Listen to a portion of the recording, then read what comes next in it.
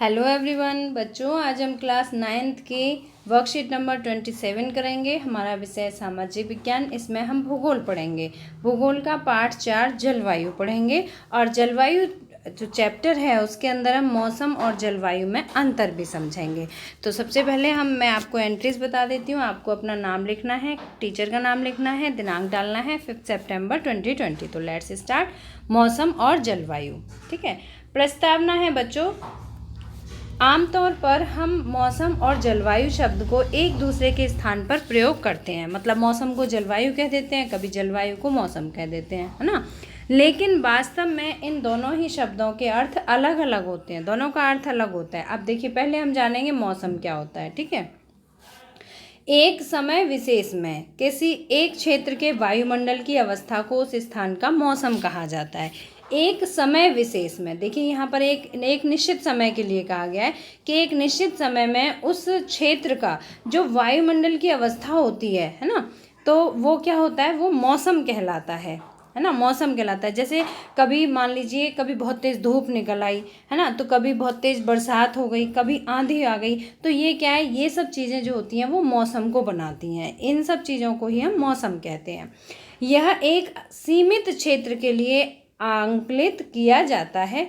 एक शहर या गांव या एक मोहल्ला, है ना, किसी एक शहर का भी हो सकता है, एक गांव का भी हो सकता है, या एक मोहल्ले के लिए भी ये मौसम वर्ड प्रयोग किया जा सकता है। मतलब एक सीमित क्षेत्र के लिए। ठीक है, सीमित क्षेत्र की जो वायुमंडल की अवस्था होती है उसे हम क्या कह सकते हैं, मौसम कहते हैं। यह पल प्रतिपल या कभी भी बदल सकता है। बच्चों, आपने देखा होगा कभी बहुत तेज़ बरसात हो रही है और बरसात होने के थोड़ी देर बाद ही आपने देखा होगा धूप निकल आई एक साथ। तो ये क्या है, ये मौसम बदल गया, है ना। उदाहरण के लिए एक ही दिन में हमारे आसपास कभी धूप, कभी आंधी, तो कभी बारिश का मौसम बन जाता है। तो ये हमने क्या समझा, मौसम के बारे में। अब मैं आपको बताती हूँ जलवायु। फिर जलवायु और मौसम दोनों में आप अंतर समझ पाएंगे कि जलवायु को के लिए हमें मौसम शब्द का प्रयोग नहीं करना चाहिए और मौसम के लिए जलवायु को नहीं करना चाहिए। लेकिन आमतौर पर हम ऐसा कर लेते हैं, लेकिन दोनों के अर्थ अलग होते हैं। तो अब देखिए जलवायु क्या होती है। एक विशाल क्षेत्र में लंबी अवधि, मतलब 30 वर्ष से अधिक, लंबी अवधि कितनी हो गई, 30 वर्ष से अधिक में मौसम की अवस्थाओं के कुल औसत को उस स्थान की जलवायु कहा जाता है। और ये जो मौसम था ये क्या था, ये एक सीमित क्षेत्र के लिए प्रयोग हो रहा था, है ना, मौसम जो वायुमंडल की अवस्था थी। और ये जो जलवायु है ये किसके लिए, एक विशाल क्षेत्र के लिए। ठीक है, एक विशाल क्षेत्र में, जैसे मान लीजिए किसी एक देश की जलवायु आ गई, है ना, किसी एक पूरे देश का जो वायुमंडल है, वहाँ की जो अवस्था है ना, वो बताएगी जलवायु। इसमें क्षेत्र का आकार अपेक्षाकृत काफ़ी अधिक होता है, एक देश या कई सारे देश। ठीक है, किस देश की जलवायु कैसी है, तो हम इस तरह से भी कह सकते हैं। या कुछ और देशों को मिलाकर कुछ देशों की जलवायु कैसी है, तो वहाँ पे कैसे पता चलेगा, तो वहाँ की जो अवस्था है मौसम की वो लगभग 30 वर्ष से अधिक मौसम की जो अवस्थाएं होती हैं उनके कुल औसत को जलवायु कहते हैं। यह लंबे समय तक एक सी बनी रहती है। जो जलवायु होती है एक लंबे समय तक, ठीक है। और ये जो मौसम था ये क्या था, पल प्रतिपल बदलता रहता है, जबकि जलवायु जो होती है वो लंबे समय तक एक जैसी रहती है। उदाहरण के लिए भारत की जलवायु मानसूनी है। ठीक है, मुझे उम्मीद है कि तुम्हें मौसम और जलवायु में अंतर समझ आ गया होगा। तो बच्चों अब आगे चलते हैं। देखिए मौसम और जलवायु दोनों के तत्व कौन कौन से हैं। देखिए दोनों के समान तत्व हैं। तापमान के आधार पर ही मौसम का अंदाज लगाया जाता है और तापमान के आधार पर ही जलवायु का, है ना। और इसके अलावा वायुमंडलीय दाब, पवन मतलब हवा, आर्द्रता मतलब नमी, और वर्षा। ठीक है, ये सभी जलवायु को प्रभावित करने वाले कारक हैं, तत्व हैं। अब पढ़ेंगे हम मौसम और जलवायु दोनों के तत्व पढ़े हमने अभी। अब हम पढ़ेंगे जलवायु को प्रभावित करने वाले कारक। तो पहला कारक देखिए अक्षांश। अक्षांश क्या होता है बच्चों, विषुवत वृत्त से ध्रुवों की ओर जाने पर सूर्य ताप घटती जाती है। जो सूर्य का ताप है वो घटता चला जाता है, अतः तापमान घटता है। यही कारण है कि ध्रुवों पर साल भर ठंड रहती है। बच्चों जो ध्रुव हैं वो ऊपर की तरफ हैं और नीचे की तरफ हैं। तो जो यहाँ से यहाँ विषुवत रेखा निकल रही है, ये बीचों बीच से होकर, जैसे पूरे विश्व के बीचों बीच से होकर ये विषुवत रेखा है। ठीक है, तो ये विषुवत वृत्त है, तो यहाँ से जो ध्रुवों की ओर जाते हैं ऐसे, तो यहाँ पर क्या है, तापमान घटता चला जाता है। इधर से इधर की तरफ जब आएगा तो सूर्य ताप घटता चला जाएगा। और ये जो अक्षांश हैं यहाँ पर और यहाँ जो अक्षांश हैं, है ना, तो ये जो ध्रुव हैं, ध्रुवों पर हमेशा साल भर ठंड रहती है। यही कारण है कि ध्रुवों पर ठंड रहती है, क्योंकि जो अक्षांश जो विषुवत वृत्त है वहाँ से ध्रुवों की ओर जाने पर सूर्य का तापमान घटता चला जाता है। ठीक है। अब दूसरा देखिए, समुद्र तल से ऊंचाई। समुद्र तल से जैसे जैसे हम ऊंचाई की तरफ बढ़ते हैं, वायुमंडल की सघनता कम होती जाती है और तापमान घटता चला जाता है। वायुमंडल की जब सघनता कम हो जाएगी तो क्या होगा, तापमान भी घट जाएगा। यही कारण है कि गर्मियों में भी पर्वतीय इलाके ठंडे होते हैं। ठीक है, क्यों होते हैं, क्योंकि वो समुद्र तल से ऊंचाई की ओर हैं। जो पर्वतीय इलाके हैं वो समुद्र तल के बराबर नहीं होते, समुद्र तल से बहुत ऊंचाई की ओर होते हैं। और जब ऊंचाई की ओर हम जाते हैं तो क्या होता है, तापमान घटता चला जाता है। जब तापमान घटेगा तो जो पर्वतीय इलाके हैं वो ठंडे रहेंगे। नेक्स्ट थर्ड कारक देखिए, समुद्र तट से दूरी। समुद्री हवाएं तापमान को सम रखने में सहायक होती हैं। सम मतलब समान, एक जैसा। समुद्र तट से दूर होने पर समुद्री हवाओं का प्रभाव कम होता जाता है, इसलिए तापमान बढ़ता है। ठीक है, समुद्र तट से दूर होने पर, अगर समुद्र तट से दूर है तो क्या होगा, समुद्री हवाओं का प्रभाव जो है कम होता चला जाएगा। समुद्र तट से, जैसे मान लीजिए दिल्ली है, दिल्ली बहुत दूर है समुद्र तट से, तो दिल्ली पर समुद्री हवाओं का प्रभाव अधिक नहीं पड़ता है ना। यही कारण है कि समुद्र के किनारे वाले शहरों जैसे मुंबई में साल भर मौसम लगभग एक जैसा होता है। समुद्र तट के किनारे वाला है शहर मुंबई, है ना, तो मुंबई का जो मौसम है वो कैसा रहता है, लगभग एक जैसा रहता है। लेकिन दिल्ली जो समुद्र से दूर है में अधिक गर्मी और अधिक सर्दी होती है। दिल्ली समुद्र तट से बहुत दूर है, तो दूर होने के कारण क्या है, यहाँ पर कभी बहुत अधिक गर्मी पड़ती है तो कभी बहुत अधिक सर्दी पड़ती है। तो ये जलवायु को प्रभावित करने वाले कारक हैं। देखो, कभी सर्दी हो रही है, कभी गर्मी पड़ रही है, कभी बरसात हो रही है, तो ये क्या है, यही मानसूनी है। तो इसीलिए भारत की जलवायु को मानसूनी जलवायु कहा जाता है। आगे देखो, वायुदाब और पवन तंत्र। वायुदाब और पवन तंत्र उस स्थान के अक्षांश और ऊंचाई पर निर्भर करता है। तापमान अधिक होने पर वायुदाब कम और तापमान कम होने पर वायुदाब अधिक होता है। ये लाइन आपको याद रखनी है कि जब तापमान अधिक होगा तो वायुदाब कम होगा। ठीक है, और जब तापमान कम होगा तो वायुदाब अधिक होगा। तो इसका भी किस पर प्रभाव पड़ा, जलवायु पर।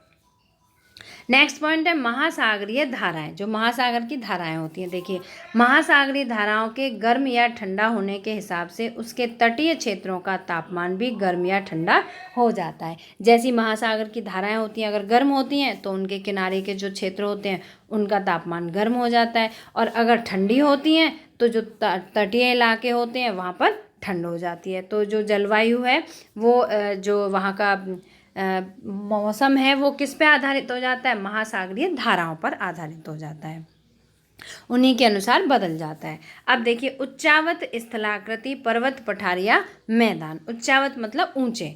किसी स्थान पर ऊंचे पर्वत गर्म या ठंडी वायु की गति को अवरुद्ध कर सकते हैं। देखो, अगर ऊंचे ऊंचे पर्वत होंगे तो क्या होगा, गर्म हवा को भी रोक सकते हैं, अगर ठंडी हवा आ रही है तो उसे भी रोक सकते हैं, और जलवाष्प वाले वायु के मार्ग को रोककर वर्षा करवा सकते हैं। तो इस तरह से ये हमने क्या पढ़े थे, जलवायु को प्रभावित करने वाले कारक। बच्चों, मुझे उम्मीद है कि आपको अच्छी तरह से समझ में आ गए होंगे। अब हम इस पर आधारित प्रश्नों को समझेंगे, फिर प्रश्नों के लिए हम उत्तर भी लिखित रूप में आपको दिखाएंगे। तो पहला देखिए, जलवायु से आप क्या समझते हैं, जलवायु के मुख्य तत्व कौन कौन से हैं। तो हमने अभी जलवायु के बारे में पढ़ा था, है ना। जलवायु क्या होती है, एक विशाल क्षेत्र के लिए जो मौसम की अवस्था होती है ना, और जो लंबे समय तक, जैसे लगभग 30 वर्ष से अधिक तक जो अवस्था रहती है वो क्या कहलाती है, वही जलवायु कहलाती है। और जलवायु के मुख्य तत्व हमने क्या क्या पढ़े थे, जलवायु के मुख्य तत्वों में हमने पढ़ा था जैसे ये तापमान है, वायुमंडलीय दाब है, पवन है, आर्द्रता है और वर्षा है। ये मौसम और जलवायु दोनों के ही तत्व हैं। तो आपको याद रखना है, केवल एक का ही नहीं है, ये दोनों के समान तत्व होते हैं। अब दूसरा देखिए, केरल की जलवायु और दिल्ली की जलवायु में इतना अंतर क्यों है। तो बच्चों, अभी हमने जाना था, देखिए यहाँ पे हमने अभी कारण पढ़ा था, मुंबई और दिल्ली का उदाहरण इसमें दिया गया है। ठीक है, अब इसी तरह से जैसे मुंबई है ये तटीय इलाका है, इसी तरह से केरल भी एक तटीय इलाका है, लेकिन दिल्ली क्या है, समुद्र तट से बहुत दूर है। अभी मैं इसको आपको लिखित रूप में आंसर दिखाऊंगी।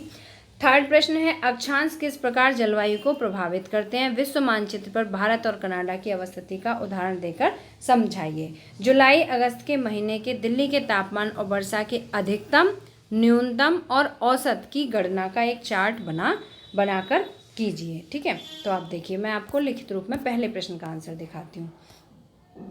जलवायु से आप क्या समझते हैं? जलवायु के मुख्य तत्व कौन कौन से हैं? तो देखिए, किसी विशाल क्षेत्र में लंबी अवधि में मौसम अवस्थाओं के कुल औसत को उस स्थान की जलवायु कहा जाता है। बच्चों, अभी आपने वर्कशीट समझी, उसमें हमने डिटेल में बताया था कि जलवायु क्या है ना। हमने बताया था विशाल क्षेत्र, जैसे इसमें हम किसी देश का या कुछ देशों को मिलाकर उनकी भी जलवायु का आकलन कर सकते हैं। और इसमें लंबी अवधि कितनी बताई थी? तो लगभग 30 वर्ष या 30 वर्ष से अधिक, है ना। उसकी मौसम की अवस्थाओं के कुल औसत को उस स्थान की जलवायु कहा जाता है। अब देखिए, जलवायु के तत्व कौन कौन से? बच्चों, ये आपको याद रखने हैं, यही जलवायु के तत्व हैं और यही मौसम के तत्व हैं। ठीक है, तो तापमान, वायुमंडलीय दाब, वर्षण, पवन व आर्द्रता। पवन मीन्स हवा, आर्द्रता मतलब नमी। ठीक है, वर्षण मीन्स वर्षा। तो ये क्या है? ये जलवायु के तत्व हैं। अब पढ़ते हैं प्रश्न नंबर 2। केरल की जलवायु और दिल्ली की जलवायु में इतना अंतर क्यों है? तो क्यों है इतना अंतर? देखिए, अगर मैंने अभी आपको वर्कशीट समझाई थी, आपने ध्यान से सुनी होगी, तो उसमें उदाहरण किसका था? मुंबई और दिल्ली का था।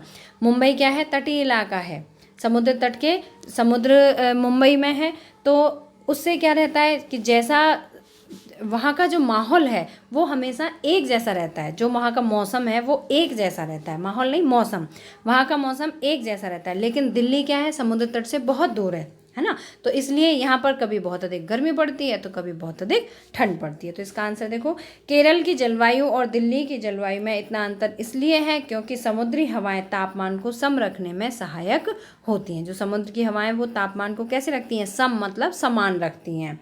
समुद्र तट से दूर होने पर समुद्री हवाओं का प्रभाव कम हो जाता है, और अगर जो भी शहर कोई समुद्र तट से दूर है तो वहाँ पर समुद्री हवाओं का कोई प्रभाव नहीं पड़ पाता, तो समुद्री हवाओं का प्रभाव कम हो जाता है, इसलिए तापमान बढ़ता है। यही कारण है कि समुद्र के किनारे वाले शहर केरल में मौसम पूरे साल लगभग एक जैसा रहता है, जबकि दिल्ली जो कि समुद्र तल से दूर है, इसलिए यहाँ अधिक गर्मी और अधिक सर्दी होती है। अधिक गर्मी भी पड़ती है और अधिक सर्दी भी पड़ती है, क्योंकि जो समुद्री हवाएं हैं उनका कोई भी असर नहीं हो पाता दिल्ली पे। क्यों नहीं हो पाता? क्योंकि ये समुद्र तट से बहुत दूर है, और जो समुद्र की हवाएं होती हैं वो क्या करती हैं? वो वातावरण को, वो मौसम को एक जैसा सम बनाए रखने में सहायक होती हैं। अब बच्चों देखो, प्रश्न नंबर 3 देखिए, अक्षांश किस प्रकार जलवायु को प्रभावित करते हैं? विश्व मानचित्र पर भारत और कनाडा की अवस्थिति का उदाहरण देकर समझाइए। तो देखो, विषुवत व्रत क्या है? विषुवत व्रत 2 ध्रुवों की ओर जाने पर सूर्य ताप घटता जाता है, अतः तापमान घटता है, इसलिए अक्षांश जलवायु को प्रभावित करते हैं। देखो बच्चों, जो विषुवत व्रत है, ये मान लीजिए ये विषुवत व्रत है, ठीक है, मतलब जो आप मैप देखेंगे, आप वर्ल्ड का जो मैप है, तो उसमें यहाँ पर आपको इंडिया का मैप दिखाई देगा। ठीक है, यहाँ पर इंडिया का मैप है, और इसके अलावा यहाँ पर आपको कनाडा दिखाई देगा, कनाडा की अवस्थिति यहाँ दिखाई देगी। तो ये जो विषुवत व्रत है ये यहाँ होके निकल रहा है, यहाँ होके, ये सब काल्पनिक रेखाएं होती हैं। तो जो विषुवत व्रत है, आप विश्व के मानचित्र पर जब आप देखेंगे तो यहाँ से जो अक्षांश है, देखो अक्षांश किस प्रकार जलवायु को प्रभावित करते हैं। यहाँ से जो सूर्य का ताप है इधर की तरफ बढ़ते हुए क्या होगा? सूर्य का ताप घटता चला जाएगा, और जो विषुवत व्रत के पास वाले जो क्षेत्र हैं वहाँ पर गर्मी रहेगी, इधर की तरफ भी घटता चला जाएगा।